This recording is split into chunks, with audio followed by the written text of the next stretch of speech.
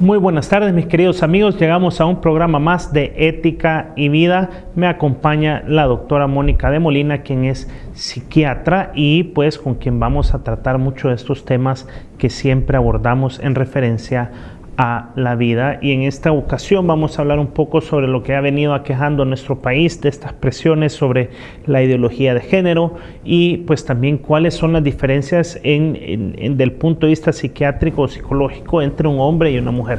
Doctora, buenas tardes. Buenas tardes.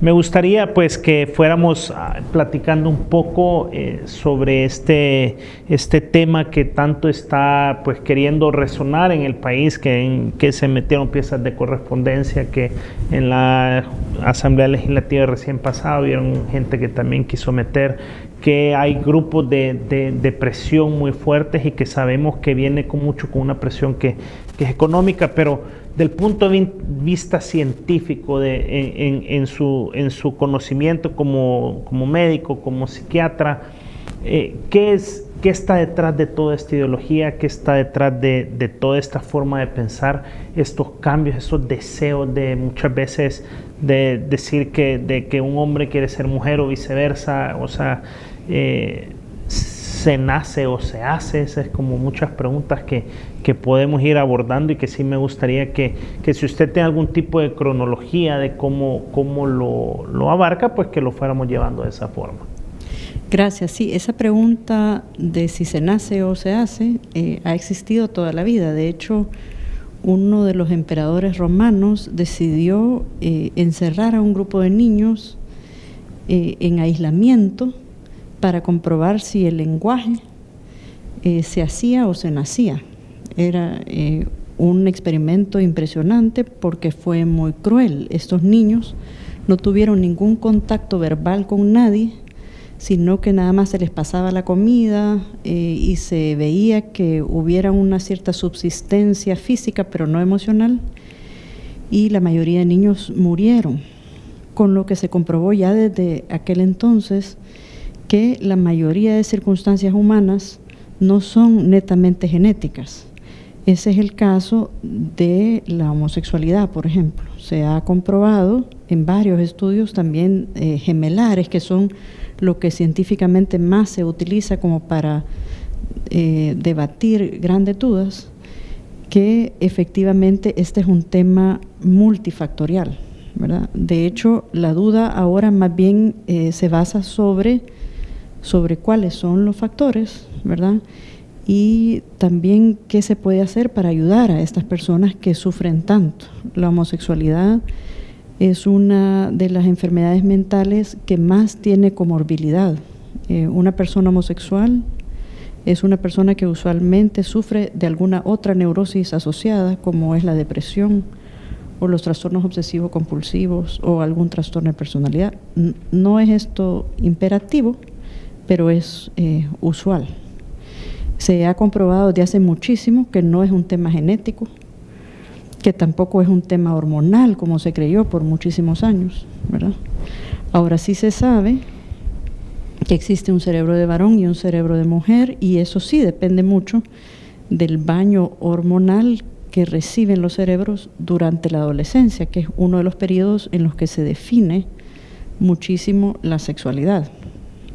Como un segundo periodo, porque el primer periodo es temprano en la vida, a los 7 años, que interesantemente es uno de los momentos en los que surgen los conflictos con la figura paterna o materna del mismo sexo, que hace que se desarrolle muchas veces una homosexualidad posteriormente. Y el segundo periodo es la adolescencia. Muy interesante saber que para nosotros padres que estamos pues ya empezando en esta carrera de la formación de los hijos, la importancia que lleva ese acompañamiento tanto para el hijo o una hija, o sea, independientemente del sexo que estos tengan, para esa definición y esa seguridad que tienen que tener los niños en una edad tan temprana como los 7 años. Cualquiera diría, bueno, a los 7 años, ¿qué? Pero también, por otro lado, siempre decimos, estos niños son unas esponjas, absorben todo lo sienten, todo lo ven. cuando hay peleas entre los padres, cuando hay un padre ausente, cuando hay abuso del padre, cuando hay una madre que pues abusa del alcohol. Sabemos que ahora es una sociedad, desgraciadamente poderlo decir así, más pareja, o sea que a veces hombres son infieles, pero también mujeres infieles.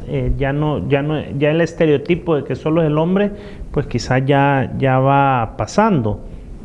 Me gustaría un poco ahondar cómo o qué consejo se le tiene que dar a un padre o madre que tiene un hijo de 7 años, cómo darle esa seguridad, cómo ir ayudando a forjar ese carácter. Sí, muy interesante. Lo más importante es ser cercano, saber escuchar a un hijo, saber transmitirle confianza, saber transmitir cariño, porque siempre tiene que haber una autoridad en casa, una manera de ejercer las reglas, de ser un papá que al final también siempre está bajo con el control de la autoridad en la casa. No se trata de que crezcan niños tiranos solo porque tiene que haber un papá y una mamá cercanos, pero sí que además puedan entablar un diálogo con cariño, escuchar a un hijo que esté problemado o que incluso quiera verbalizar su opinión a la hora de implementarse un castigo. Pero más temprano todavía aún, a los 7 años, es importantísimo que el hijo pueda admirar, si es un hijo varón, a ese papá, o si es una niña, admirar a esa mamá. Porque el conflicto homosexual básico, ya descrito por Freud en su momento, una de las pocas teorías freudianas que sigue teniendo muchísima validez, consiste en que la niña no termina admirando a su mamá como una figura femenina que ella quiere emular o copiar, digamos, por X, Y o Z razones, y que el varón termina no admirando a su papá, porque lo ve lejano, distante, con una autoridad que no ha sido ganada, sino más bien impuesta, con violencia a veces, ¿verdad? O diferentes circunstancias. En cada familia se ve cada situación, muchas veces muy conflictiva, que es lo que hace que un niño piense, yo no quiero ser como, ¿verdad? Y entonces la manera de prevenir eso es dando siempre un buen ejemplo, tratando de tener muchísima rectitud a la hora de educar, ¿verdad? De no castigar solo porque aquí viene la cólera y ahora tengo que resolver esto, sino que pensando también en la salud mental del niño, ¿verdad? ¿Conviene ahorita ejercer esta disciplina de esta manera o no? ¿Puede esto esperarse o no? ¿Verdad? ¿Es necesario que haya gente enfrente o no? ¿Será que tengo que ser más cercano en este momento y después llamar la atención? ¿Verdad? Hay muchísimas medidas que se pueden tomar en el momento de considerar implementar un castigo, enseñar algo que no se debe de hacer o proponer algo, que no tiene que ser siempre una forma tajantemente autoritaria, solo porque yo soy el papá se hace aquí lo que yo digo, ¿verdad? Y además, si no vas a obedecer, entonces hay violencia, etcétera, ¿verdad? Muchas veces se ha dicho que la homosexualidad viene de una madre sobreprotectora en combinación con un padre ausente, más que violento, ¿verdad? Con un padre que no puede dar un abrazo, pasar un rato solo con un hijo, llevarlo a un partido, a una carrera de motos, ¿verdad? Y entonces ese hijo acaba sin tener una figura masculina que admirar y que imitar consecuentemente.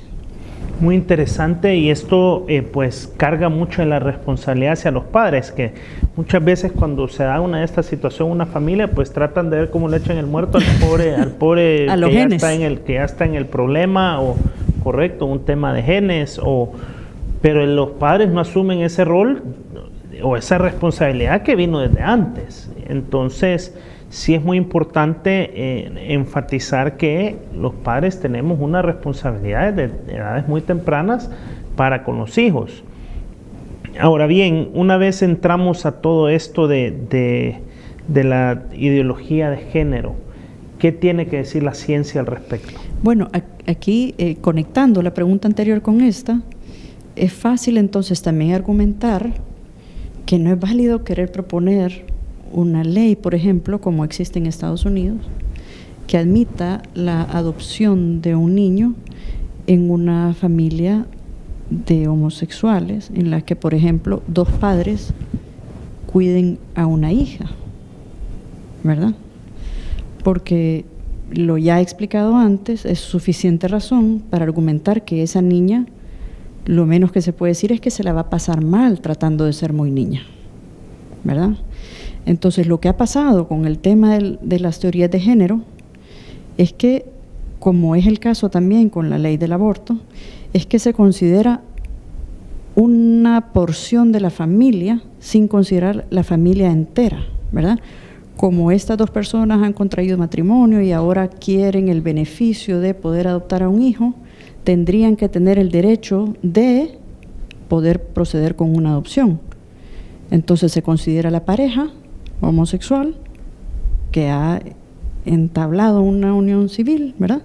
Pero no se considera al niño, que en otros casos de adopción tantas dificultades hay, ¿verdad?, para permitir una adopción, porque no se piensa en los efectos que va a tener esa medida en el niño, sino que más bien se piensa en las ideas políticas que hay detrás de imponer una teoría así o de conseguir diferentes derechos, que al final habría que preguntarse también si es un derecho natural, porque afecta al resto de la familia.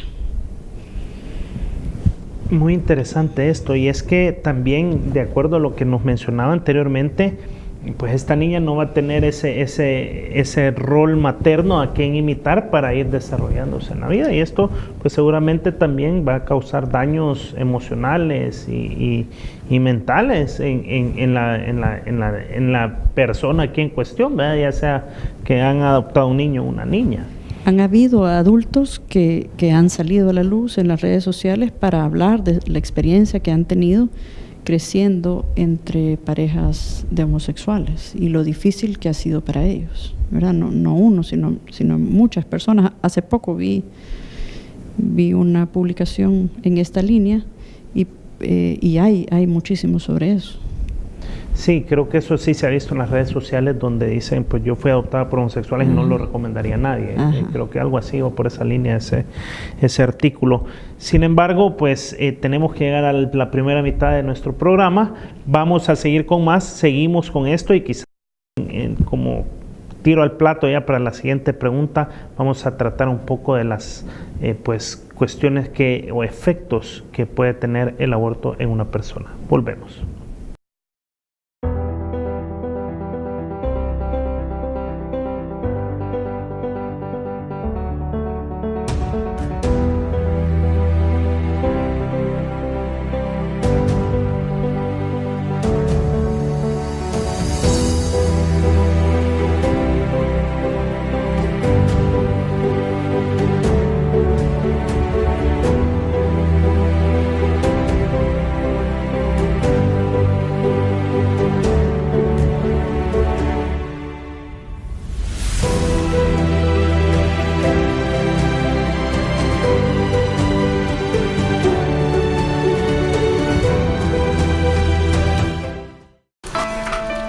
Siempre está de tu lado. Espera por ti. Te muestra señales. Te alimenta. Seas como seas, hagas lo que hagas, estés donde estés, Dios siempre te envía señales. Sintoniza tu nuevo canal católico. TVK, la señal que te transforma.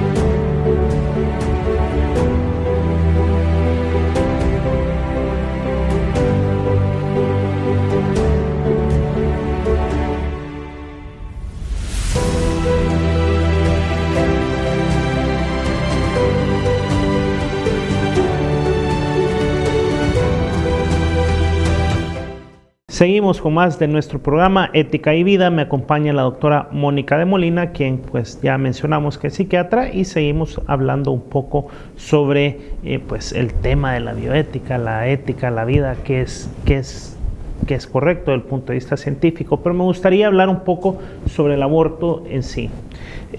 Hay una corriente, digamos que legal muy fuerte por esa legalización, pero hay algo de lo que nunca se habla, y es el trastorno, es el efecto psicológico, el efecto emocional en la mujer que aborta, ya sea legal o ilegalmente. Me gustaría saber qué es su posición, o cómo, del punto de vista científico o en su experiencia profesional, qué es lo que hay que decir. Bueno, interesantemente es diferente el efecto que hay en una mujer que comete un aborto en un país en el que es legal versus el efecto que hay en una mujer que comete un aborto en un país en el que es ilegal. Y ahora explico. Hay varias mujeres que han salido a la luz en países en los que el aborto es legal, desde muy temprano en el embarazo hasta muy tarde en el embarazo. Uno de estos países ha sido, por ejemplo, Estados Unidos, con la línea o sucesión de presidentes demócratas que han habido, que han ido cambiando la ley cada vez hacia más tarde en el embarazo. Y han habido mujeres que han salido a la luz a decir que han tenido 7, 8, 9 abortos, porque han empezado a ocupar el aborto como un método de anticoncepción.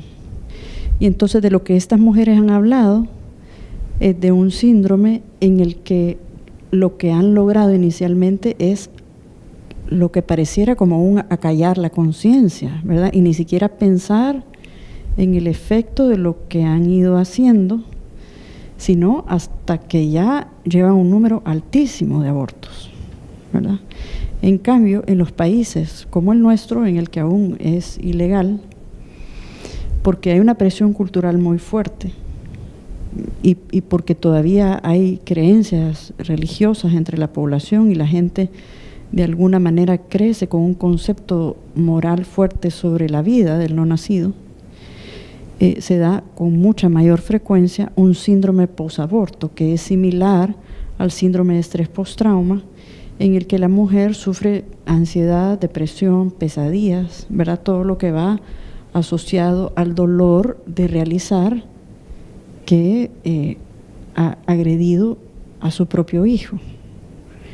Entonces son circunstancias distintas, por eso no es tampoco irrelevante desde el punto de vista humano y no solo religioso, no solo legal, el trato de la ley. Me gustaría que ahondáramos un poquito sobre esto, o sea, a mi criterio, y ahí sí me gustaría que me corrija, pues también hay un efecto al minimizar, o tratan de minimizar el hecho del aborto donde es legal, como un procedimiento más, un procedimiento menos, o sea, como irse a hacer los pies y se hacer las manos, qué sé yo, y pues me hice un aborto y tranquilo. Es una cultura de descarte muy, muy fuerte, muy, digamos que todo se vea muy light, muy sencillo para hacer, pero también vemos gente que tiene muchas repercusiones ante estas acciones, ya sea la primera o a la quinta o sexta vez que lo practican. Es que el instinto materno es el instinto más fuerte que hay, más fuerte que la propia vida, cosa que ninguna mamá me negaría aquí, ¿verdad? Que uno da la propia vida por un hijo sin ni siquiera pensarlo. Entonces eso cobra una factura fuertísima, que al inicio la conciencia se pueda acallar. También hay que considerar una cosa: para que una mujer tome una decisión tan fuerte como la de tener un aborto, es porque probablemente hay circunstancias que rodean su embarazo que son muy difíciles de manejar. Por eso es sumamente importante que hayan siempre asociaciones pro vida que den también soluciones prácticas a la mujer para poder apoyarla en ese momento que es tan difícil. Efectivamente, no se puede juzgar a ninguna mujer que haya tomado una decisión tan dura, porque la primera y la que más sufre siempre es ella. Entonces hay que considerar todos esos factores en el momento de hablar del aborto. No se trata de señalizar, sino más bien se trata de enseñar a la mujer de lo que se está perdiendo. Porque las mujeres que han querido tener abortos y por alguna razón no han procedido y que han decidido tener ese bebé y también quizás después han decidido no darlo en adopción, también han salido muchísimo a la luz a explicar que sienten que han tomado la decisión correcta. Y esa es la vía por la que se tiene que ir, más bien como por el lado positivo de enseñar la riqueza que es la maternidad, porque nadie rechaza esa posibilidad cuando se le muestra lo que implica verdaderamente un embarazo.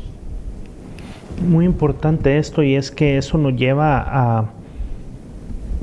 a repensar que, como muchas veces en esta teoría o en esta filosofía que ahora queremos vivir, en que todo es, o sea, como ya lo dije, el descarte, en que lo fácil, en que lo práctico, en lo que me deshaga el problema lo antes posible, caemos en estas cosas. Y como no nos damos la oportunidad de luchar un poco, no nos damos la oportunidad de vivir, no sabemos de lo que nos estamos perdiendo. Y creo que eso es uno de los temas que esto no tiene cabida, digámoslo así, de un punto de vista legal, porque el argumento es meramente legal. O, por otro lado, el que estas corrientes se van siempre por el punto más trágico, que una mujer que se murió, que probablemente una en 1.000.000 le sucedió algo, pues ese es el caso emblemático del cual se agarran para seguir promoviendo, ¿verdad? Bueno, tengo que pararla porque desgraciadamente el tiempo se nos ha agotado, pero creo que hemos llegado a ciertas conclusiones de un punto de vista muy científico, por el cual el hombre es hombre y la mujer es mujer, y por el cual cada quien tiene un rol en la familia y en la sociedad. Entonces, pues no me queda más que agradecerle mucho su visita. Esperamos poderla tener en otra ocasión para otro programa donde podamos seguir ahondando estos temas y abordar otros muchos más. Así es que le agradecemos mucho la visita y sobre todo a usted que nos deje entrar a su hogar, y recuerde que cualquier cosa siempre estamos para consultarle y sobre todo tenemos a Dios de nuestro lado. Muchas gracias.